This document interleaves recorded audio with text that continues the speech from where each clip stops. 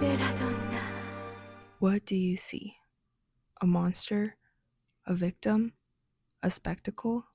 A martyr? A woman who refuses containment? Across horror and historical cinema, women's bodies are often made public. They're watched, judged, exposed, and punished. But a woman on screen is never simply there to be seen. The camera, the narrative, the sound, and other characters structure the image direct towards certain readings.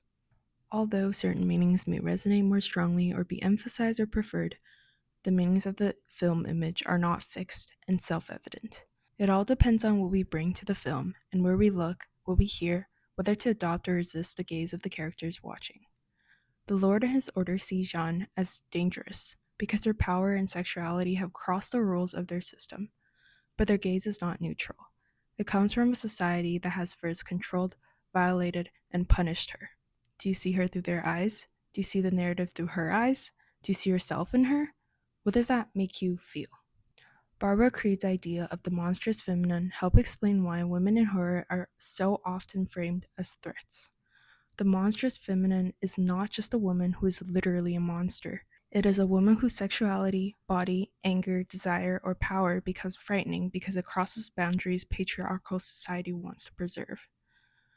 The fear is not necessarily based on Jeanne herself. It is based on what she represents, a woman who cannot fully be controlled. In horror, a woman can become abject when she disturbs identity, systems, order. She becomes something that must be rejected, contained, or destroyed so that social order can feel stable again. But maybe you don't care about the boundaries. Who made them? Do you even see them as boundaries? Jeanne is crazy, out of control, a monster, and here, tied to the cross and surrounded by fire, the execution seems to be the final act of containment. The moment the patriarchal order defeats the woman has constructed as a monster. But, rewind, do you really see that? Her hair drifts softly, her face retains an almost unreal beauty.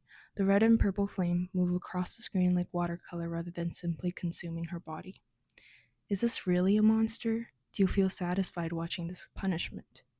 The film continuously gives us visual elements that make us pause before reaching one singular conclusion about Jeanne. The patriarchal order constructs her as monstrous, but that construction would only work if the boundary is accepted, and the film is constantly challenging it with a softness and painterly style. Do you hear victory, celebration, or do you hear mourning, sorrow, melancholy? Does the film make you sad? Sad for who?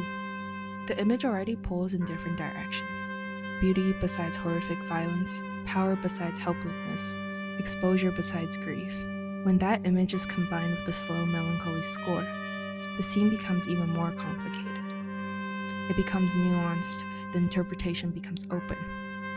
This conflict is not outside the film, it is built into the way Belladonna of Sadness looks at Jeanne. Some spectators may accept the town's patriarchal view and see Jeanne as a threat who deserves to be contained. Some may focus on her exposed body through an eroticized or objectifying gaze, turning her pain into a spectacle.